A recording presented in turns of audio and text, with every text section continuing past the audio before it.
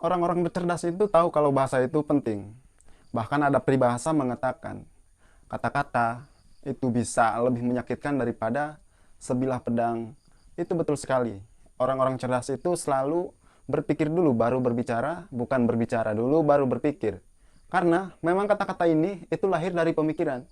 Pemikiran dulu itu akhirnya melahirkan kata-kata. Kata-kata melahirkan tindakan, tindakan melahirkan kebiasaan, kebiasaan melahirkan karakter, dan karakter yang akan menentukan nasib kita bisa kemana, bisa baik atau bisa buruk. Nah, bahasa ini bisa menentukan arah perspektif cara berpikir kita sebenarnya. Pada saat kita mampu mengendalikan kata-kata kita, pada saat yang tepat, pada timing yang tepat, insya Allah kita akan disukai banyak orang. Waktu saya baca materi ini, saya berpikir ternyata saya bukan orang cerdas juga. Ternyata ada beberapa kata-kata yang saya sering ucapkan ke orang lain. Nah, melalui video ini saya ingin belajar sekali. Bagaimana jadi seorang pemimpin, bagaimana jadi seorang yang cerdas, bagaimana orang yang disukai dan dikagumi, tanpa harus ditakuti. Jadi, materi kali ini bukan cuma untuk Anda, tapi materi kali ini juga untuk saya, biar kita sama-sama belajar. Yang pertama, ada kata-kata yang orang-orang cerdas ini tidak pernah pakai adalah, ini bukan salah saya. Nah, memang pada saat kita terjadi masalah, apalagi dalam grup, apalagi dalam tim gitu ya, menyalahkan orang lain itu adalah hal yang paling gampang. Orang-orang cerdas itu tidak pernah memakai kata-kata itu. Karena dia tahu apapun konsekuensinya, pada saat keputusan itu sudah dijalankan, keputusan itu menjadi tanggung jawab bersama. Jadi dia sangat pantang untuk menyalahkan orang lain. Orang-orang cerdas ini cenderung dia bertanggung jawab terhadap apa yang sudah dia dijalankan. Jadi kalau memang dalam suatu grup atau suatu tim itu terjadi sebuah kesalahan, ya dia tidak akan pernah menyalahkan orang lain dengan berkata, ini bukan salah saya. Kalau sudah terjadi kesalahan, berarti itu kesalahan bersama. Walaupun pada saat mengambil keputusan, itu dia sudah tahu ini akan terjadi kesalahan, tapi karena itu sudah menjadi keputusan bersama, ya kita harus konsekuen. Kalau itu kesalahan kita bersama. Kalau kita cenderung menyalahkan orang lain dengan berkata, ini bukan salah saya. Nanti suatu saat, suatu waktu, apabila ada pekerjaan lain, orang-orang akan menghindari bekerja sama dengan kita. Atau orang-orang sebelum kita menyalahkan mereka, mereka akan menyalahkan kita duluan. Apa sebuah kondisi yang tidak beres. Kalau kita mau bertumbuh ke arah yang lebih baik, kita harus menghindari banget menggunakan kata-kata ini bukan salah saya. Nomor dua, ini kurang bagus. Ini harusnya lebih sempurna. Dalam sebuah pekerjaan, apalagi di awal-awal, tidak ada yang sempurna. Kalau kita sibuk mencari kesempurnaan, kita tidak akan mendapatkan kesempurnaan. Mengharapkan kesempurnaan, sama saja mengarahkan diri kita untuk menuju kegagalan. Karena memang tidak ada yang sempurna. Orang-orang cerdas ini cenderung tidak mencari kesempurnaan, tapi dia akan selalu melakukan yang terbaik pada saat dia coba lagi, dia belajar dari kegagalan untuk menjadi yang terbaik dari yang kemarin. Bukan untuk mengharapkan kesempurnaan. Jadi jika Anda terus mencari kesempurnaan dalam pekerjaannya, siap-siap aja Anda akan kehilangan yang terbaik. Kata yang ketiga, ini di luar pekerjaan saya. Pada saat dia mendapatkan tugas dari bosnya, dari manajernya, sesuai dengan deskripsi itu, otomatis akan ada penilaian-penilaian yang dilakukan oleh manajer kita, dilakukan oleh bos kita gitu. Apabila kita cuma menjalankan job deskripsi kita saja, berarti sama saja kita hanya bekerja untuk mendapatkan gaji ya, dan untuk mendapatkan keamanan kerja. Orang-orang cerdas ini umumnya dia selalu mendiskusikan dulu apabila dia melihat pekerjaan dia itu di luar job description dia, justru dia mendiskusikan dulu ke atasan dia, ke manajer dia, daripada kita harus langsung menolak mentah-mentah. Siapa tahu kalau Anda menjalankan itu, mungkin jabatan Anda bisa naik atau Anda mendapatkan penilaian plus dari bos Anda. Kita tidak tahu. Dengan melakukan diskusi tadi, akhirnya kita mendapatkan pemahaman jangka panjang kenapa itu harus dilakukan. Kalau kita langsung menolak, kan kita tidak tahu tujuannya. Jadi orang-orang cerdas ini sangat tahu sekali, dia tidak akan menggunakan kata-kata ini di luar job description saya. Kalau itu tidak pantas, dia akan menolak secara halus, daripada langsung menolak mentah-mentah. Yang keempat, kata-kata yang dihindari oleh orang-orang cerdas ini adalah is not fair. Ini tidak adil. Orang-orang cerdas sangat menghindari ini, karena mereka tahu kalau mereka memakai kata-kata tidak adil ini, itu sama saja kayak kekanak-kanakan gitu. Anak-anak kecil kalau dia mendapatkan perlakuan yang tidak adil, dia akan langsung berontak gitu. Ini tidak adil, ini tidak adil. Jadi kalau kita tidak menggunakan kata-kata itu, sama saja kita kekanak-kanakan gitu. Kita kelihatan tidak dewasa dan begitu naif kalau kita selalu menggunakan kata-kata itu.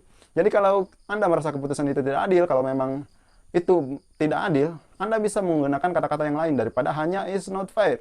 Ini tidak adil. Mungkin dengan kata-kata yang seperti ini, Anda tanyakan sama bos Anda bilang, kenapa kok saya tidak mendapatkan itu?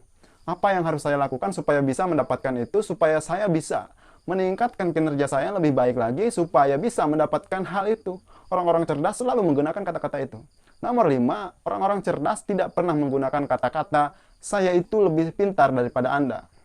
Orang-orang yang menggunakan kata-kata saya itu lebih pintar daripada Anda, itu sebenarnya dia pengen menunjukkan kesombongan dia pengen memperlihatkan kalau orang lain itu di bawah dia. Kalau memang Anda punya IQ yang bagus, kalau Anda punya tingkat kecerdasan yang bagus, kalaupun Anda memang lebih pintar daripada orang lain itu pasti mengakui kok. Kenapa? Karena Anda dibutuhkan di situ. Tapi kalau itu keluar dari kata-kata Anda, saya itu lebih pintar, saya itu lebih pintar dari Anda, itu hanya sebuah pengakuan yang sombong dan Anda pengen diakui, padahal tidak diakui. Berhentilah untuk bicara, saya itu lebih pintar daripada Anda.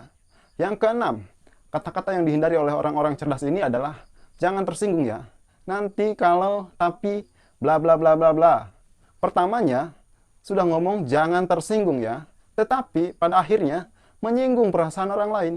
Orang-orang cerdas tidak akan menggunakan kata-kata ini, apalagi para pemimpin hebat itu sangat menghindari kata-kata ini. Di awalnya sudah seperti itu, akhirnya orang sebelum mendengarkan kelanjutannya, dia sudah defensif duluan. Kenapa? Karena itu pasti menyinggung. Daripada kita menggunakan kata-kata seperti itu, mending kita mencari kata-kata yang betul-betul tidak menyinggung orang lain, tapi memaksud dan tujuannya tersampaikan dengan baik dan benar, tanpa harus menyinggung orang lain.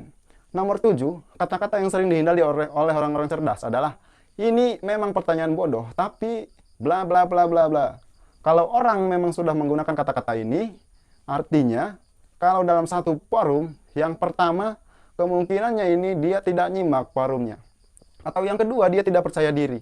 Nah, orang-orang yang pintar, orang-orang yang cerdas cenderung menghindari untuk menggunakan kata-kata ini. Karena kalau kita menggunakan kata-kata ini, sama saja kita tidak percaya diri dan kita tidak yakin dengan pertanyaan kita itu.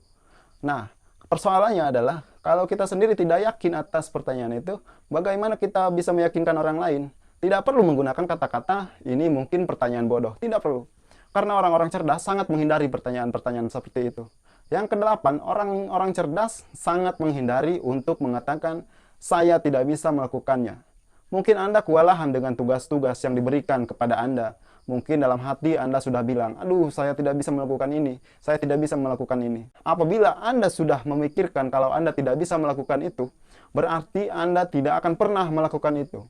Kalau Anda berpikir bisa, insya Allah pasti bisa. Kalau Anda berpikir nanti akan ada jalan keluar, insya Allah ada jalan keluar. Tapi kalau Anda sudah memblok pikiran Anda, dan dengan kata-kata saya tidak bisa melakukan itu, maka sampai kapanpun dengan jalan seperti apapun, Anda sudah tidak bisa melakukan itu. Misalnya Anda lagi berkompetisi. Dari awal, Anda sudah bilang, saya bakal kalah. Maka Anda tidak akan menang. Tapi kalau Anda bilang dari awal, saya akan melakukan yang terbaik, saya akan menjadi nomor 1. Dan Anda akan mengeluarkan tenaga dalam Anda untuk menjadi nomor 1. Walaupun pada akhirnya Anda tidak jadi nomor 1, tapi Anda sudah memenangkan pikiran Anda untuk menjadi orang nomor 1. Yang ke-9, orang-orang cerdas ini menghindari kata-kata, serahkan sama saya. Ini hanya butuh waktu semenit, saya bisa melakukan itu. Ada sebuah kejadian, handphone saya rusak, terus saya bawa ke tukang servis. Tukang servisnya bilang, alah ini masalah gampang nih, tunggu aja 5 menit, saya bisa selesaikan ini. Dalam hati, ekspektasi saya sama dia tinggi dong. Pinter banget nih orang, cerdas banget nih orang. Ternyata butuh waktu berjam-jam, bahkan sampai butuh waktu 1 hari. Apa yang terjadi? Ekspektasi saya itu langsung menurun. Saya langsung bilang, ya katanya bisa nyelesain dalam waktu beberapa menit. Ternyata ini butuh waktu berjam-jam. Nah, sadar atau nggak sadar, kita sering memberikan keyakinan kepada orang yang dengan cara-cara seperti itu. Padahal orang-orang cerdas sangat menghindari kata-kata seperti itu. Kalau dia mendapatkan tugas, dia akan analisa baik-baik apa yang harus dia lakukan, apa yang harus dia perbuat. Sehingga dia akan menentukan berapa jam dia bisa mengerjakan, berapa lama dia bisa mengerjakan itu. Karena Kalau kita membuat ekspektasi yang terlalu tinggi dan ternyata ekspektasi tersebut tidak sesuai dengan apa yang kita kerjakan, kita akan menjadi nilai minus di depan orang lain. Jadi sangat penting untuk menghindari kata-kata ini butuh waktu 1 menit, serahkan sama saya. Kita hindari kata-kata itu. Walaupun kita tahu kita bisa mengerjakan 1 menit, tapi tolong hindari menggunakan kata-kata itu. Yang ke-10, orang-orang cerdas sangat menghindari menggunakan kata-kata. Kan sudah saya bilang, ada beberapa orang apabila terjadi kesalahan, apabila terjadi dalam grup, dalam tim, terjadi suatu kegagalan, untuk melindungi diri dia akan selalu berkata, kan saya sudah bilang, harusnya ini, harusnya itu. Padahal, di mana dia waktu keputusan itu diambil? Kan keputusan itu keputusan bersama. Kalau sudah keputusan bersama, menjadi tanggung jawab kita, atau apabila itu terjadi kesuksesan, itu kesuksesan kita bersama. Apabila terjadi kegagalan, itu kegagalan kita bersama. Seperti saya bilang, menyalahkan orang lain itu lebih gampang, karena ego kita terselamatkan. Tapi apa? Kita akan dipandang miring sama orang lain. Akhirnya apa? Pada saat ada tugas berikutnya, Anda tidak akan pernah diajak bekerja sama. Karena apa? Karena ego dan kesombongan Anda itu, makanya orang malas bekerja sama dengan Anda. Lagian kata-kata, kan sudah saya bilang, saya lebih cenderung lebih mendengarkan anak-anak saya ngomong seperti itu untuk melakukan pembelaan. Jadi artinya apa? Kalau sering menggunakan kata-kata itu berarti Anda masih kekanak-kanakan lah. Anda belum bermain dalam sebuah tim, Anda belum bekerja dalam tim yang bagus, dan mungkin Anda bukan seorang pemain tim yang bagus. Karena memang kata-kata ini terdengar sangat sombong karena menjatuhkan orang lain. Demikian sering santai dari saya, terlebih dan kurangnya saya mohon maaf. Wassalamualaikum warahmatullahi wabarakatuh.